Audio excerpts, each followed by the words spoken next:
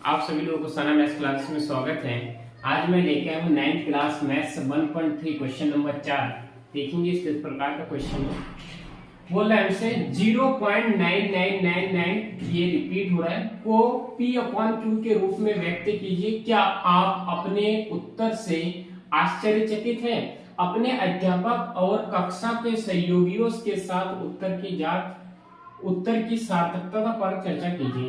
इधर देखिए एक बात बताता हूँ, हमें बताना है कि 0.999 को P/Q के रूप में व्यक्त करना है। पहले तो अब जो भी आंसर आएगा क्या आप उससे आश्चर्यचकित होते हैं? तो इसको हम देखेंगे। सबसे पहले आंसर निकालते हैं। देखिए तो जैसे 0.9999 ये सारी चीजें हैं, तो आप मान लीजिए आंसर में कि माना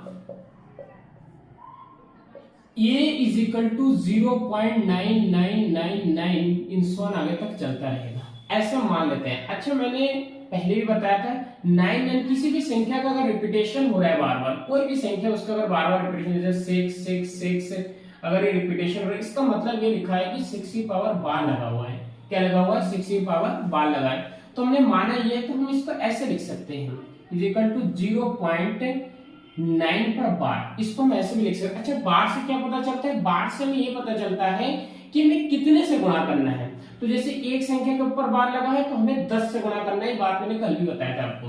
तो ये है हमारा समीकरण 1 मान लो। तो लिखो समीकरण 1 को 10 से गुणा करने पर, कितने गुणा करने पर? 10 से गुणा करने पर, 10 से गुणा करने पर, 10 से गुणा दोनों तरफ, 10 से गुणा करने पर दोनों तरफ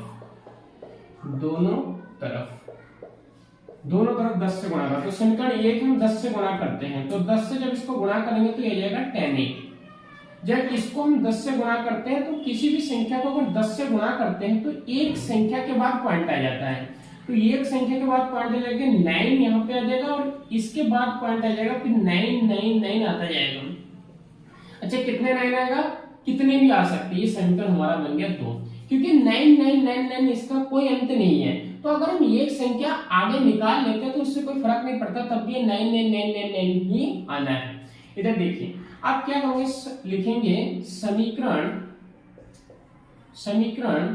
2 माइनस समीकरण 1। समीकरण 2 में से समीकरण 1 को हम क्या कर देंगे? घटा देंगे। तो समीकरण 2 है हमारा 10a और इज इक्वल टू है 9.9999 और समीकरण 1 है ये इज इक्वल टू 0.9999।